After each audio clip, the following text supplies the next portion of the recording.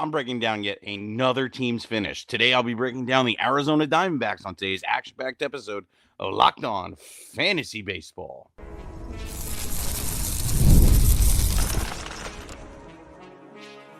You are Locked On Fantasy Baseball, your daily fantasy baseball podcast. Part of the Locked On Podcast Network, your team every day. Hello, fantasy baseball fanatics, and welcome to the Locked On Fantasy Baseball podcast, brought to you by the Locked On Podcast Network, your team every day. As always, we are your number one source for fantasy baseball knowledge, and thank you for making us your first listen each and every day. I'm your host, Matthew On A. You can find me on Twitter, X, whatever you want to call it, at Matthew_On A. If you're watching on YouTube, please click the bell below to subscribe to the channel and give you a notification every time we drop a new episode. Also, please leave us a 5-star rating and review on Apple or Spotify, or wherever you may listen. It really helps out the show, and we really appreciate it. And if you want a little bit more than what we offer in this 30-minute podcast, please check us out on Subtext and become a member of the Diamond Club, where we give so much more than what we offer in this 30-minute podcast. This episode is brought to you by PrizePicks. Download the app today and use the code LOCKEDONMLB to win $50 instantly when you play $5. PrizePicks, run your game. All right, guys, we got a great show for you today. We're covering the Arizona Diamondbacks, which was a very underwhelming season after the 2023 campaign, where, they made the World Series and just, didn't win, obviously. Rangers took it and was pretty much called it a day.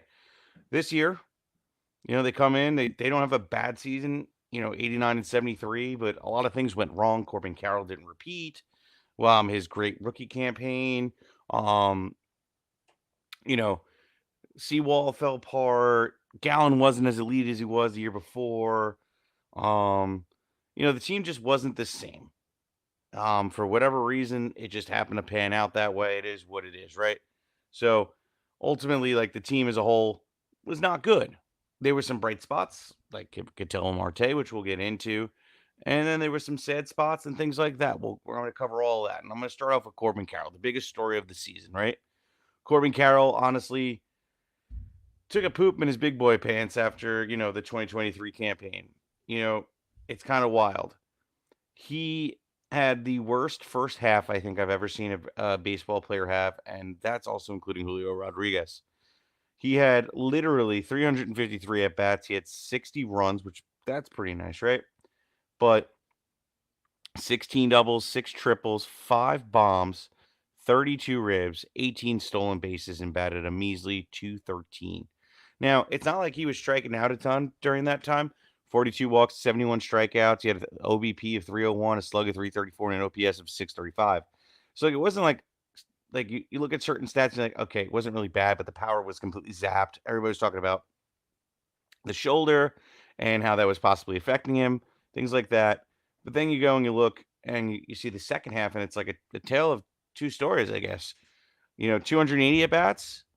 I plate appearances, 236 at-bats, 61 runs, 6 doubles, 8 triples, 17 home runs in that second half, 42 ribs, 17 stolen bases, and, we batted .259, significantly better. Also, 31 31 walks to 59 strikeouts, a nice OBP of 351, a slug of 568, and an OPS of 919. So that second half was significantly better.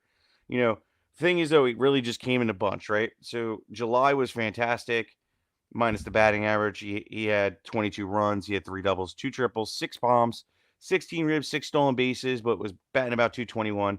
August was monstrous. He probably brought back your team that was struggling from all the way at the bottom to the top there. He had 30 runs, a double, 4 triples, 11 home runs in that month, 24 ribs, 2 stolen bases, and batted .280. That's really what was the driving force that kind of saved his statistical year. And then September, he kind of cooled off again, but the batting average didn't, fall completely into the mud. He batted .245, about 3 home runs, 11 ribs, 13 stolen bases, which is really nice. Again, another big number for a single month in a certain category. And, kind of went off into the sunset. But, what does this tell us for 2024, right? How do we kind of handle this? What are we thinking for next year? Well, here's the thing. I think I'm still going to draft him. Obviously, he's not going to be a first-round pick like we all were doing this year. Obviously, he's kind of fallen from that kind of reliability where we just thought it was a generational talent, and we were just going to start seeing this elite performance every year. Right now he's got to prove it, but I still think he's going to be somewhat of a high pick. I think probably about like a third or fourth round pick. And I'm definitely willing to pay. He's going to be a top 10 outfielder for me at least. You look at some of the underlying stats too, and we can break that down. In 2024, obviously X batting average are down because of the year he had, but average exit velocity was maybe like zero point 0.7 miles per hour down, 89.3 miles an hour versus 90 miles an hour. And the average exit velocity, not bad. You bring up his barrel, right? Like the barrel 7.6% of the time in 2023, 7.2 in 2024. Um, Hard hit percentage about 40% of the time in 2024, whereas in 2023 it was about the same. Launch angle really did take a dip. It was at least at 32% in 2023, which is still not like great when baseball savant would not even be red. Whereas this year it kind of took a step all the way down to 27.8. But there's some positives too that like, hey, what are the improvements? Well, bat speed was significant at 73.7% of the time. He squared up quite a bit. Didn't really chase, didn't really whiff, didn't really strike out, and walked. Those are all great positive things. So, you look at like the underlying stats and, nothing's truly concerning except for maybe the launch angle. And, that could have been a shoulder effect and maybe things got corrected in the second half, which, God, I hope that's the truth. But also, too, it says like, hey, there really wasn't much of a production difference in terms of average exit velocity, hard hit percentage, and barrel. So the raw stuff that made him successful last year is the same. So you got to quantify it as okay, he's probably gonna have a nice bounce back year. And we're gonna get him at a discount. And then 2026 probably gonna pick him back in the, you know, beginning of the second, late first, maybe even, where he was this year, depending on how wild of a year he has. Kid's still only 24 years old. So like we can't really like rule this kid out. And it's his second year in the bigs. Like, you ever heard of a sophomore slump? That's really all it is. And I'm not worried about the speed. He was able to pull off the 35 stolen bases in 2024. 96th percentile in terms of speed. Kid's good. I don't think he's lost it whatsoever. I just think it was a tough year. And I think next year is going to bring bright and better things. I'm still looking to pick him in 2025. Let's move on. Let's talk about Ketel Marte, probably one of the few bright spots of this lineup. Ketel had a pretty nice year. I forget he's only 30 years old too, which say only 30, but at the same time, like, he's been playing since he's 21 years old. He's a 9-year veteran. And this year he had 504 at bats. He had 93 runs, 23 doubles, 2 triples, 36 bombs, 95 ribs, 7 stolen bases, 65 walks to 106 strikeouts, batted 292 on the year, 372 OBP, a slug of 560, and an OPS of 932. So, like, here's the deal. I've been waiting for the consistency out of this kid for years. I've always been a fan. We saw a little bit, flash in 2020. I'm sorry. What was it? 2019, where he like really gave us hope. He had a stellar year. 32 home runs, 92 ribs, 97 runs.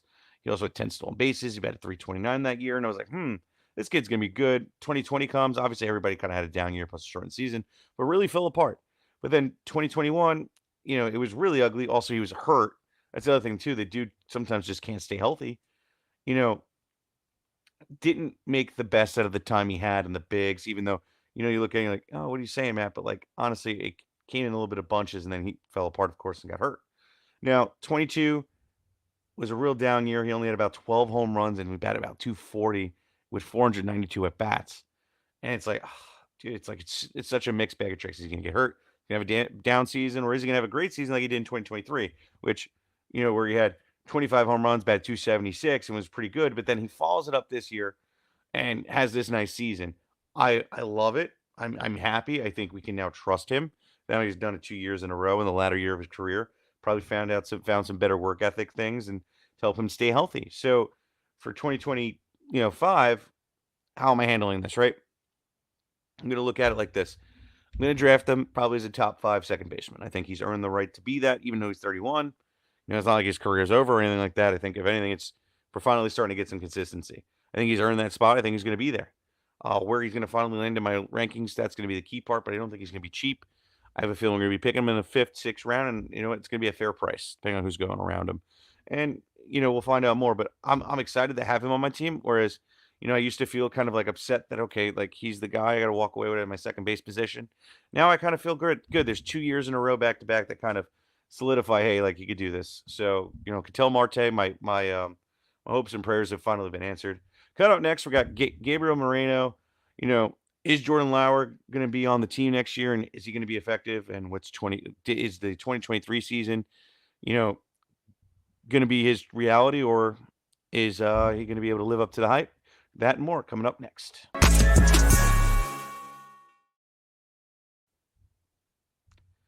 Get ready to tackle the NFL action with FanDuel, America's #1 sports book. Because right now, new customers can bet $5 and get $150 in bonus bets if you win.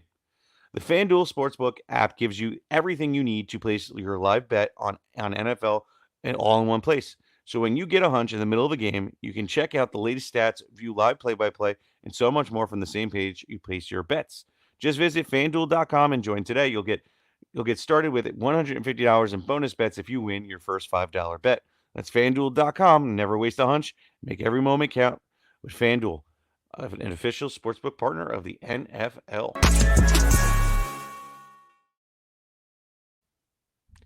Are you watching Fox Sports and ESPN on your TV all day? Have you had to turn down the volume with all that shouting? Make the switch to Locked On Sports today, a free 24/7 streaming channel program for you every day to bring you the biggest stories without all that screaming. Locked On Sports Today brings you can't miss analysis, opinions, news, streaming 24/7 on YouTube or free on the Amazon Fire TV channel app, part of the Locked On Podcast Network, your team every day. Introducing the Locked On Fantasy Baseball Podcast Diamond Club on Subtext, your ultimate fantasy baseball companion. Rely on us this offseason. Get our redraft rankings, our dynasty rankings, our prospect rankings, our sleepers, breakout busts, ask us questions. Get, all the stuff that you're wanting to get in there, you're not going to want to miss. We're going to help you bring home that championship this offseason, so don't miss out. Links in the description below, and new members get a free 2 weeks. Check us out. All right. I'm excited to get into this guy here. Honestly, Gabriel Moreno, sorry, I needed a glass of water there. But Gabriel Moreno, I had a lot of high hopes for. I figured, we would have got a lot more production than what we did. Unfortunately, it just wasn't the case. This was his season stats: 305 at bats, 39 runs, 18 doubles, a triple, 5 home runs, 45 ribs, 3 stolen bases.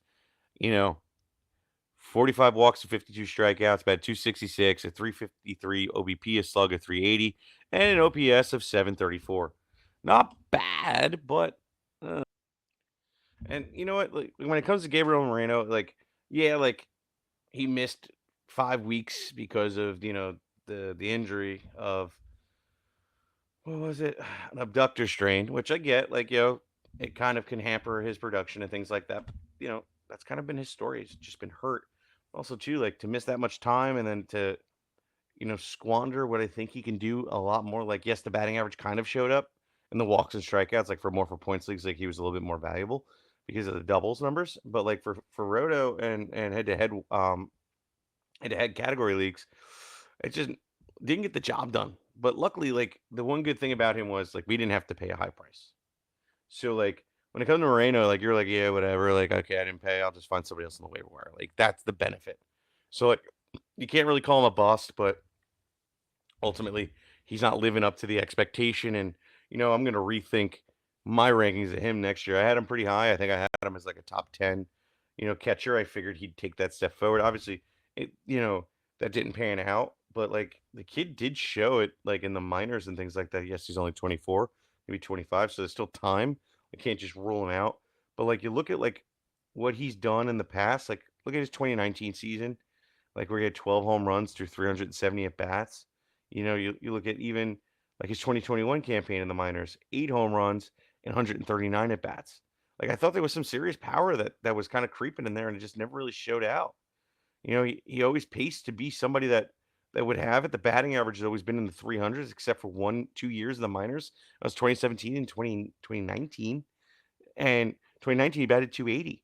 So, I'm very, very surprised that we're not seeing more out of Gabriel Moreno. And, he's going to be a guy that maybe is an upside play at the catcher position next year. But, again, I'm not going to feel great leaving with him as my catcher 1. In 2 catcher leagues, him as my catcher 2, I'm not going to be upset. If I get him, or if he's the last of Mohegans, he's the last, like, viable catcher in single catcher leagues and points, and I waited so long to get one, like, that's how I draft, then I'm not gonna be mad either because I know he's not gonna strike out more and give me negative days. So it's gonna be better days to have Moreno than not at that point. So it just he's not gonna be your favorite option over at the catcher position, which I don't think anybody was really expecting. So that's really just what sums up this kid.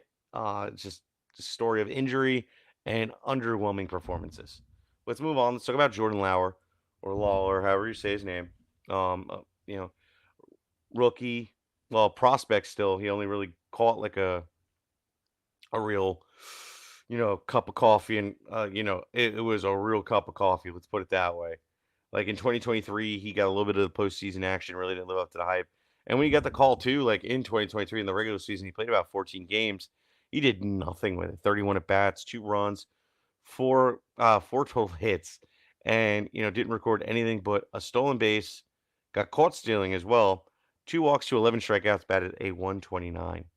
But here's the thing: he's a good prospect, but this year he was hurt and you know didn't really play that many games. I think he played 23 games, only managed to get about 85 at bats. But it wasn't a bad season with 85 at bats. 13 runs, 6 doubles, a triple, 2 bombs, 20 ribs, 6 stolen bases. Walked 14 times to 23 strikeouts, batted 318, an OBP of 417, a slug of 482, and an OPS of 900. Small sample size. I'm not saying I'm ready to anoint the kid, give the kid the crown, but I am saying, like, hey, that's a positive sign, especially how the 2023 campaign came. Now, 2023, before he got that call, he was having a pretty darn good season. 417 at bats, 95 runs, 23 doubles, 4 triples, 20 home runs, 67 ribs, 36 stolen bases. Walked 56 times, struck out 101 times, batted 278, an OBP of 378, a slug of 496, and an OPS of 874. Okay, you look at it, okay, he was really living up to it. He deserved to get called up that year. It was everything we were expecting, and then he just kind of flopped. But I mean, you look at other guys. Corbin Carroll didn't have the greatest rookie season. Like, you look at what he did, and he made a little bit of what he did, but he batted about 260. He had about 4 home runs, 14 ribs, which obviously is significantly better. But you look at it and go, it was okay. It was definitely impressive for a rookie, but at the same time, there's other guys that just don't live up and then have a great full rookie season. It was a terrible comparison. So let's put it that way. I'm sorry. But guys have that and they come out and they usually fix it. And we expected more. Now, the question is, does he make the roster opening day? I guess it's a matter up to spring training. Somebody I'm going to keep an eye on. Somebody that, if they get the call, there's definitely some upside. Obviously, stolen bases. We saw he stole 36 and 417 at bats. We see that he hit 20 home runs in that time, so there is some power. And that means there's going to be 5 category contribution because he even held it down in batting average. Maybe hits like 250, 245, and get you 30 stolen bases in a full season with like 20, 25 home runs. Are you upset with that at all for a later pick? Absolutely not. So, like, there's upside. I'm not going to rank him that way. And we all shouldn't have that expectation, but that's the ceiling for his rookie season. So it's going to be interesting. I definitely am, like, intrigued to see what spring brings, what the team decides to do with him. And if he gets that call, obviously I'm going to try and target him and get him on my teams just to see how it's going to play out. And somebody we're going to have to be patient with, so he might be a roster clog for a little bit, but it might pan out and it might be one of the best picks of the draft. We'll see. Jordan Lawlar is a top 10 prospect for a reason. So let's keep an eye out on him. Coming up next, we got some pitchers. We got Zac Gallen, Eduardo Rodriguez, and so much more, and how I think these guys are going to perform in 2025. All that coming up next.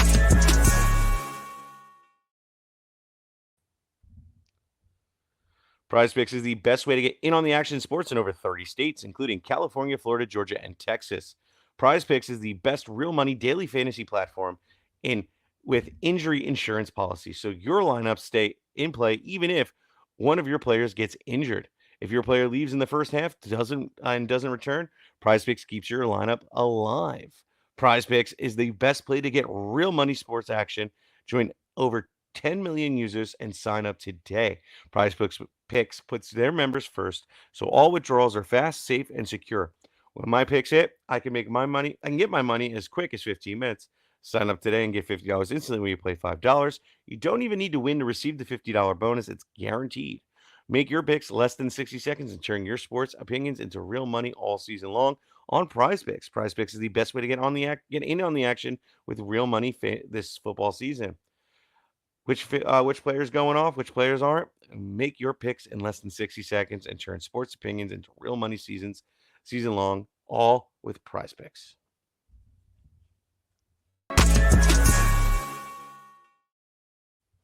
All right, we're in that latter half of the show, and I do want to talk about Mr. Zac Gallen. Zac Gallen, man, it is. It was an interesting season. Let's put it that way. Well, obviously, wasn't the season we were all expecting. Um, you know, you looked at it. He pitched, 60 less innings. He didn't. The strikeout numbers were there, like we expected, but the ERA was a smidge bit higher, and you know, just wasn't the best. And even the WHIP was pretty high too, like 148 innings pitched, 156 strikeouts, a 3.65 ERA, the 1.264 WHIP. Like that's not great. I mean, the FIP is better at 338, which is filling in a pitching. If you had an average defense behind you, that would be your ERA. Blah blah blah. So a little bit better, but like I'm not really happy. The performance was kind of like up and down all season, truthfully, and maybe it was some due to the injury and things like that, but in other ways, it really wasn't the greatest. Like I mean, I'm just like not really like happy with his performance, and I was ready to draft him as I did draft him as my SB1 in some leagues, and it just wasn't the best. You look at things that like he was good at last year versus this year, and it's not like the underlying stats said otherwise. Like, I mean, there's some things he improved on, but the strikes were down. You know, he was gave up a little bit more. Well, actually, was better with that. It's just, I don't know. I didn't like it. Is basically what it is. Movement was fine, except on his fastball. His fastball was kind of slow, was kind of flat, whereas last year he had great movement with his fastball. And you look at like what was successful last year, and his fastball was a batting average of 238, and he got the put away about 21% of the time. This year, he had a batting average on it of 280, so he wasn't really relying on it, and really wasn't putting guys away. Was leaning on that knuckle curve a lot more, and was getting some success. But the changeup got hit at 270 versus last year 210. Like things just went awry last year, and hopefully things can be corrected. He's a great talented pitcher, but I don't think he's definitely an SP1 anymore. Anything low end, I got to start doing my rankings. But I'm not going to feel great leaving with him in the draft as my SB1. I think he's a solid 2 at this point until he proves me otherwise. Zac Gallen will always be somebody I want to draft, just, not an SP1 anymore. I don't think that upside is there at the moment. So let's be cautious. Not the greatest breakdown on my end, but it was just a very underwhelming season overall, and we see where the flaws are. But anyway, let's move on. Let's talk about Eduardo Rodriguez. He came off injury, missed, didn't really get a lot of opportunity this season. Pitched a grand total of about 50 innings, and there were some bright spots, but there was some rust that he had to shake off. He finished with a 5.04 ERA. Just wasn't like, how do I put this? Wasn't like a season that like you really were disappointed. When he was good, he showed off who he was essentially, and when he wasn't, he wasn't. But I mean, again, he was shaking off that rust and et cetera, and it is what it is when it comes to him. I'm trying to pull up some underlying stats to really give us a little perspective of what's going on here. So, it's all to be expected. He was giving up hard contact almost, 88.7 miles an hour. Wasn't really getting guys to chase, wasn't really getting the whiffs, the Ks, et cetera. Like everything was kind of down, wasn't even able to produce hard, ground balls. But that's never really been his game. Like you go back to his season, and this is just who he is. It's just the fastball and everything is just there. You just got to kind of just take it with a grain of salt. He's been there, but he has some upside. He can create strikeouts and things like this. It's a matter of is he going to stay healthy? And it is what it is. I think next year he's going to be somebody we're not really like rushing to go get, but a nice guy that you can probably get at the end of your drafts, where you're like, okay, maybe there's some upside. Maybe he can take that step forward and just be elite. I like guys pitchers as they get older. He's 31 now.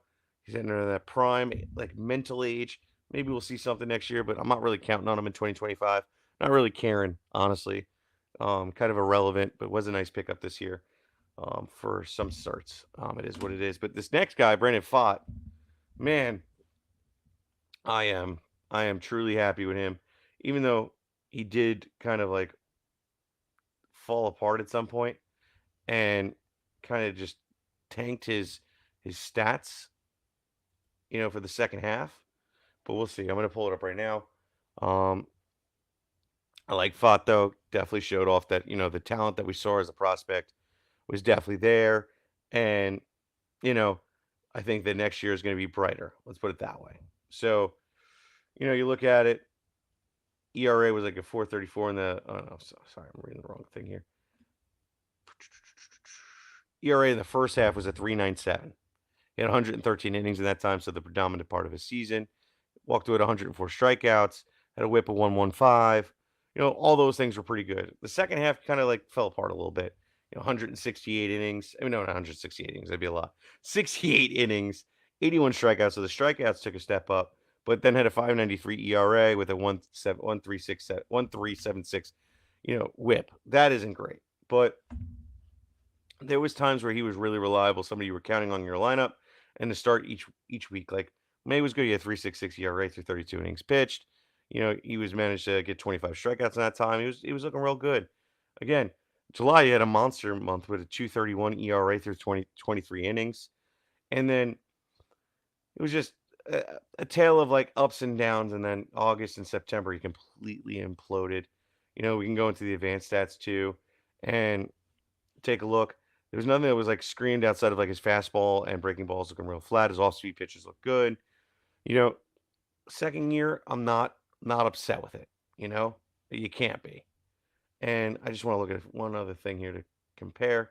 And you look at just like his inning highs. This was definitely by far, well, not by far, 2022, 167, but it's been a whole year since he pitched that much. And maybe he was just getting a little fatigue. Maybe next year, you know, second full season in the bigs, maybe that allows him to kind of, you know, land and stick the landing for the second half. And I think Pfaadt's going to be an interesting, pickup for next year. Somebody I'm going to try and draft. You're not going to have to pay super high prices, especially for how we ended the season. But a guy that's going to have interesting high ceiling, but also low floor. So he's going to be a very risky pick. But that's why he's going to be going where he's going. So it is what it is. Let's talk about something ugly. Paul Sewald's season. Paul Sewald imploded. Ugly, ugly season for a guy that honestly everybody drafted as a top end closer and only managed to walk away with 16 saves for the total season. And really did dilly squat, lost his job, and they were just throwing random things out there just to see what would hit, what would stick. But it's crazy how you go from 34 saves in 2023 to 16, like literally a little less than half of the saves. That's ugly. And you look at that, you look at the ERA was a 3.12 in 2023, it was a 4.31 this year.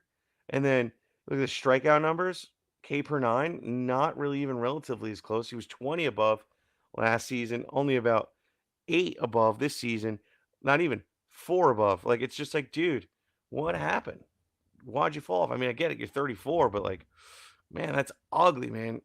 You just look at his whole season. I get it. He was injured to start off the season on the IL, all those wonderful things, but that kind of you can give him an excuse and give him a pass. But at the same time, 34 years old and looking bad for all the time, not going to play nice. I'm not looking to draft him next year. I'll take a shot on him if he has a starting job, but we'll see. We will see. Depends where. Depends on how desperate. And he'll probably be even closer to like my low end second closer or my closer 3 if I manage to draft one. That'd be a great upside play at that point. But that's all I got for today. Sorry for, the up and down kind of takes on this one. This team is a lot of finicky picks that I'm not really certain on in terms of, what their 2025 production is going to be, but I think we can totally count on Corbin Carroll, Ketel Marte, and you know, definitely trust Gallen as an SB2 for next year. So those are the guys I really want off this team. Everybody else is going to be an interesting play, whether I draft them or not. Find out that throughout the offseason. Guys, with that being said, please like, subscribe, comment, rate, review. Have a great rest of your day.